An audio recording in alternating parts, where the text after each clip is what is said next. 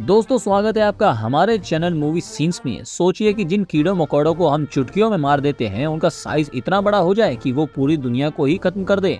आज की movie love and monster में हम ऐसा ही कुछ देखेंगे। हम देखते हैं कि एक बहुत बड़ा एस्ट्रॉयड पृथ्वी की तरफ गिर रहा था, जिसे रोकने के लिए इंसानों ने रॉकेट्स और बाकी हथियारों से उसे खत्म कर दिया। लेकिन प्रॉब्लम यहाँ पर खत्म नहीं हुई। रॉकेट फटने के बाद उसका सारा केमिकल वापस अर्थ पे गिरने लगा, जिससे सारे छोटे कीड़े मकोड़े म्यूटेट हो गए और ह्यूमंस को खाने लगे। चींटियां, छिपकली, क्रोकोडाइल वगैरह वगैरह वगैरह वगैरह। एक आदमी को उसकी फिश ने खा लिया और इसी तरह 95% ऑफ ह्यूमन पॉपुलेशन खत्म हो चुकी थी। बचे हुए लोग बंकर्स और अलग अलग जगह छुप चुके थे। इन्हीं में एक बंकर में जोल नाम का एक लड़का छुपा हुआ था। यहाँ इसके साथ काफी और सारे लोग थे जिनके लिए ये नॉर्मल लाइफ हो चुकी थी। यहाँ खाने पीने का सारा इंतजाम है और दूध के लिए एक गाय इन्होंने रख रखी है जिसका नाम गाटी है। और क्रिएचर्स का हमला इन पर हो जाए तो उसका भी जुगाड़ यहाँ पर है।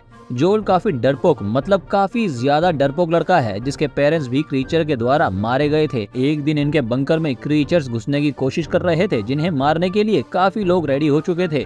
जोल भी उन्हें ज्वाइन करना चाहता था, लेकिन वो लोग जानते थे कि जोल के बस की ये बात नहीं है, इसीलिए उसे मना कर दिया जाता है। जोल अंदर बाकी लोगों के पास जाता है। जब उसे पता चलता है कि क्रीचर उन पर भारी हो गया है तो वो हीरो बनने के लिए एक हथियार लेकर बाहर चला जाता है।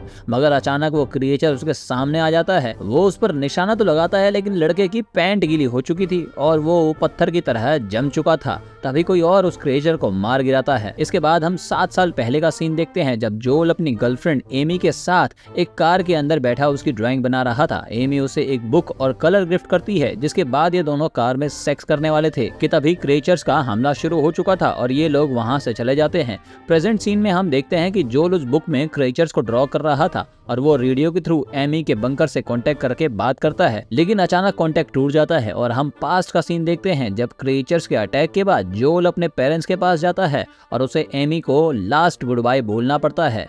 प्रेजेंट सीन में जोल सभी से पूछता है कि एमी का बंकर यहाँ से कितनी दूर है। उसे बताया जाता है कि वो 80 माइल्स दूर है और वहां तक पहुंचने में कम से कम 7 दिन लगेंगे, जो कि बिल्कुल इम्पॉसिबल है क्योंकि जमीन पर अब क्रिएचर्स घूमते हैं जो इंसानों के लिए एक खतरा है। लेकिन जोल वहां से जाने की जिद करता है क्योंकि वो एमी से प्यार करता है और उसके पास जाना चाहता है।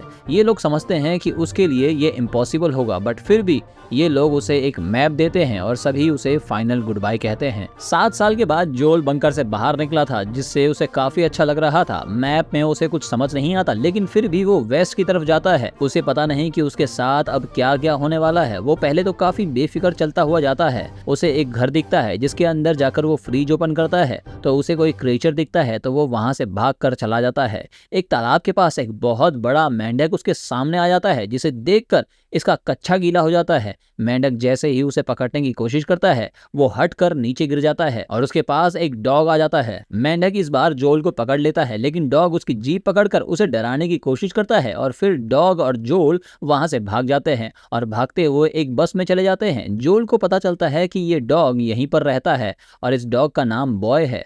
काफी देर जोल बॉय से बात करता है और रात में वहीं सो जाता है। जोल को लगता है कि क्रीचर्स डॉग से डरते हैं। अगली सुबह जोल एक लिपस्टिक अपनी पॉकेट में रख लेता है और वहां से जाने लगता है कि बॉय भी उसके साथ आता है, लेकिन वो उसे एक रेड ड्रेस रखने के लिए देता है जो बॉय के लिए शायद कीमती होगी। अब ये दोनों चलते हुए खत्म हो चुके शहरों के बीच से जाते हैं। एक जगह जोल एक फ्रूट खाने वाला था कि बॉय उसे खाने को मना करता है, तो उसे लगता है कि ये शायद जहरीला फ्रूट होगा। इसके बाद जोल चलता हुआ एक गड्ढे में गिर जाता है जहां ढेर सारी हड्डियां पड़ी हुई थी और इस गड्ढे में काफी सारे छेद थे, जिसमें से एक अजीब सा क्रीचर उसे मारने की कोशिश करता है कि तभी एक आदमी ऊपर से रस्सी फेंकता है, जिसे पकड़कर जोल ऊपर आ जाता है। इस आदमी के पास एक तलवार होती है। उसके साथ एक लड़की भी थी जो उस गड्ढे में ग्रेनेड फेंककर सभी क्रीचर्स को मार देती है। इस आदमी का नाम क्लाइड था और बच्ची का नाम मिनो था। मिनो बॉय को देखकर काफी खुश होती है। ये दोनों जोल को बताते हैं कि नॉर्थ की तरफ एक बहुत बड़े पहाड़ में वो जा रहे हैं जहां कोई क्रीचर्स नहीं होगा, और जोल उन्हें बताता है कि वो वेस्ट की तरफ जा रहा है। ये लोग आधे रास्ते तक साथ ही चलते रहेंगे। क्लाइड एक ऊंची जगह पर खड़ा होकर नजर मारता है। जोल काफी ज्यादा थक चुका था। क्लाइड उसे कहता है कि कहीं ऐसा ना हो कि वो एमी के पास जाकर सिर्फ अपना टाइम वेस्ट कर रहा हो, क्योंकि वो अब तक शायद किसी और की हो गई होगी। लेकिन जोल को एमी पर बिलीव है। मिनो जोल का हथियार लेकर उसे शूट करना सिखाती है। पहले तो जोल शूट नहीं कर पाता, लेकिन फिर उसका हथियार सीधा टारगेट पर लगता है।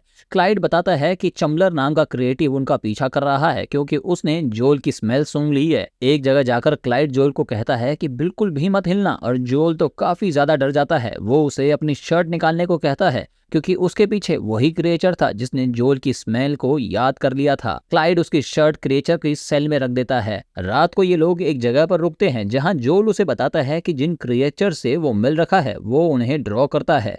वो खाना खाकर जैसे ही लेटने लगता है, क्लाइड उन्हें उठने को कहता है। यही दूसरा लेसन है कि एक जगह ज्यादा देर नहीं रुकना।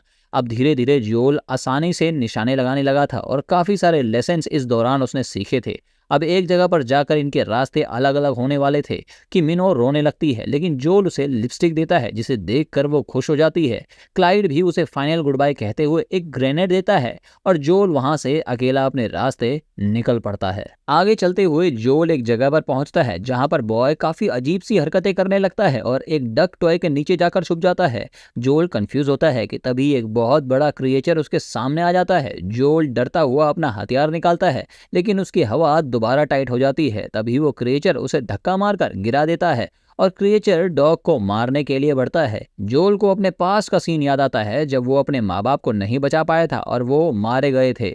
ये सोचकर उसे हिम्मत आती है और वो डॉग को बचाने के लिए खड़ा होकर क्रिएचर को शूट करता है और ये क्रिएचर मर जाता है। बॉय उसे हक करता है और जोल काफी खुश होता है कि उसने एक क्रिएचर को मार गिराया। रात में ये लोग एक जगह पर पहुंचते हैं जहां पर जोल को मेविस नाम की एक रोबोट मिलती है जिसके पैर क्रिएचर ने काट दिए थे। ये काफी अच्छी थी, जो बिल्कुल ह्यूमन की फीलिंग्स को समझती थी। मेविस उसे कहती है कि उसकी बैटरी का यूज करके वो एमी से बात कर सकता है। जोल एमी को कांटेक्ट करके बताता है कि वो आधे से ज्यादा रास्ता तय कर चुका है, जिसे सुनकर वो काफी ज्यादा खुश होती है और कनेक्शन फिर से टूट जाता है। मेविस बारिश में जाना चाहती है तो जोल उसे उठाकर बाहर ले आता है और उसे बताता है कि एमी से मिलने जाने के लिए वो इतना बड़ा रिस्क ले रहा है, कहीं ये पागलपन तो नहीं। मेविस कहती है कि ये तो काफी ज्यादा रोमांटिक है। मेविस उसे उसके पेरेंट्स की फोटो दिखाती है जिसे देखकर जोल इमोशनल हो जाता है और उस दिन को याद करता है जब उसके पेरेंट्स के मरने के बाद ये टीम उसे अपने साथ ले गई थी। उसे रियलाइज होता है कि जिनके साथ वो रहता था वो बहुत अच्छे इंसान थे। वो मेविस को अपनी माँ समझकर हक करता है और कुछ देर बाद मेविस की बैटरी खत्म हो जाती है और जोल उसे थैंक्स कहता है। अगले दिन जोल अपनी मंजिल की तरफ बढ़ता है और एक बहुत बड़ा गड्ढा देखकर अलर्ट हो जाता है। तभी उसके पीछे एक बहुत बड़ा क्रिएचर पड़ जाता है, जिससे बचने के लिए वो भागता हुआ एक नदी के पास छुप जाता है। ये क्रिएचर बिल्कुल उसके पास था जब वो बॉय का मुंह बंद किए वो वहां पर बैठा हुआ था। बिल्कुल भी आवाज हुई और दोनों मारे गए। ये क्रिएचर वापस चला जाता है तो जोल बहुत ज्यादा रिलीफ महसूस करता है, लेकिन बॉय देखता है कि उसकी रेड ड्रेस पानी में गिर गई है तो वो उसे लेने के लिए वहां से भागता है, जिसे देखकर क्रिएचर वापस आ जाता है। जोल जल्दी से अपने बैग से ग्रेनेड निकालता है और क्रिएचर के पास आते ही उसके मुंह में फेंक देता है, जिससे वो वहीं पर फट जाता है। जोल काफी अमेजिंग फील करता है और पानी से बाहर निकलता है कि वो देखता है कि उसकी बॉडी पर कुछ अजीब सी चीजें चिपकी हुई हैं। वो उन्हें निकालता है और बॉय को काफी बुरी तरह डांटता है। बॉय वहां से चला जाता है। जोल अकेला आगे बढ़ता है, लेकिन उसे अब काफी अजीब फील होने लगा था। उसे लगता है कि वो मरने वाला है। वो जमीन पर गिर जाता है और उसे एक पौधा दिखता है जिसके बारे में क्लाइड ने बताया था कि ये जहर से बचने का काम करती है।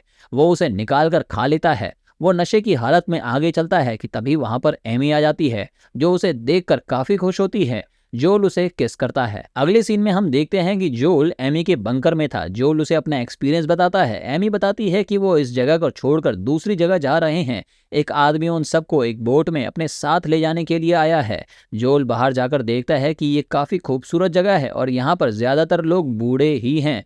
जोल बोट के कैप्टन ब्रूक्स से मिलता है, जो उसे बताता है कि हम उस बोट में यहाँ से निकलेंगे। ब्रूक्स जोल के एडवेंचर से काफी इंप्रेस होता है। जोल और एमी अंदर जाते हैं, जहाँ जोल उससे कंफर्म करना चाहता है कि वो दोनों अब भी रिलेशन में हैं या नहीं, लेकिन एमी कहती है कि पिछले 7 सालों में वो काफी बदल चुकी है और वो किसी के साथ रिलेशन में थी जो पिछले साल मर चुका है। ये सुनकर तो हमारा प्यारा जोल शॉक्ड रह जाता है कि वो अपनी जान पर खेलकर इस लड़की से मिलने के लिए आया और उसे ये सुनना पड़ रहा है। इसके बाद ब्रूक्स अपने किस्से सुना रहा था और जोल कहता है कि हमें इन क्रिएचर्स को खत्म करने का तरीका सोचना चाहिए, लेकिन उसके पास कोई प्लान नहीं था, इसीलिए उसकी बातों पर किसी ने भी इंटरेस्ट नहीं लिया। जोल अंदर जाकर रेडियो के थ्रू अपने बंकर के लोगों से बात करने की कोशिश करता है, लेकिन कांटेक्ट नहीं हो पाता।